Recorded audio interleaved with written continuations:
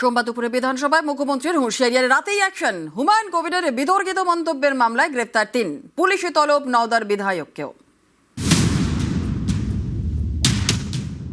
সময় এসেছে এই ধরনের লোককে সবক শেখানোর। ভারতবর্ষের সংবিধান আইন শেষ কথা বলে, কোন বাপের আবাদ শেষ কথা বলে না। আপনি ধরে রাখুন, এটা ওর শেষ বক্তব্য।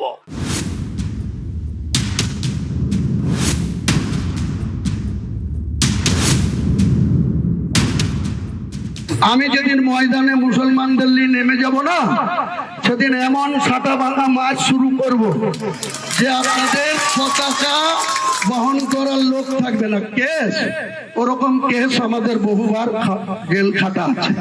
লাখ লাখ লোককে রাস্তায় নিয়ে নামাবো আর সাটা ভাঙা মাছ দেবো আর জেলে যাব। নওদার আমজনতা উন্নয়ন পার্টির বিধায়ক হুমায়ুন কবির, তাঁর এই মন্তব্য বিতর্কের ঝড় তোলে রাজ্য রাজনীতিতে। বিতর্কের রেশ পৌঁছয় বিধানসভায়। সোমবার বিধানসভায় দাঁড়িয়ে হুমায়ুনকে চরম হুঁশিয়ারি দেন মুখ্যমন্ত্রী শুভেন্দু অধিকারী।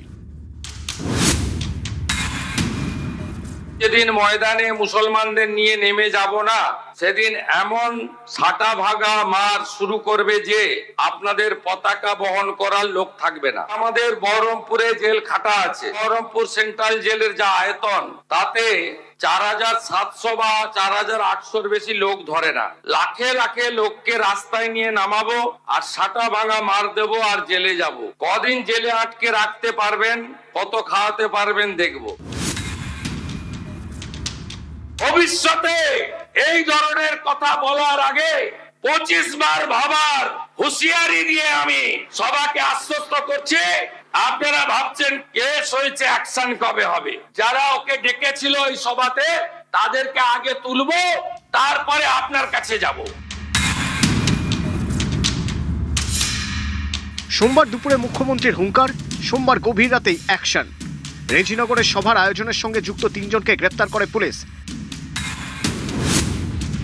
জালে রেজিনগরের সভার আয়োজক আমিনুল হক, রেজিনগরের কাশীপুর অঞ্চলের এজেইউপি সভাপতি গোলাম মোস্তফা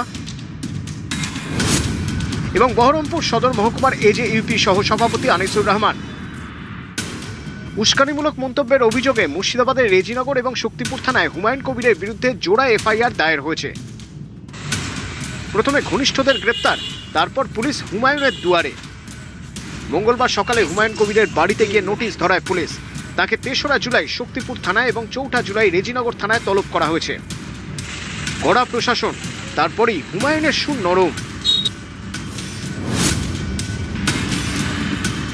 আমার এটা বলা ভুল হয়েছে যে একটুকু আমি মানছি যে আমি মুসলমানদের নিয়ে নামবো বলেছি। আমরা রাস্তায় নেমে আন্দোলন করব।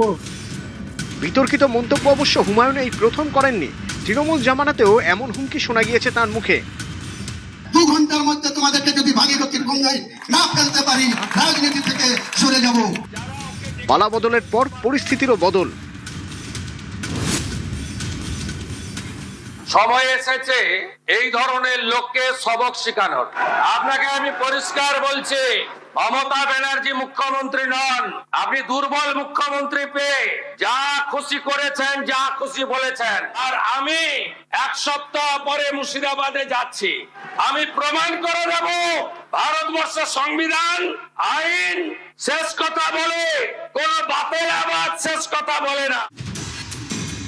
সোমবার মুখ্যমন্ত্রী করা হতেই সুর নরম করেন হুমায়ুন।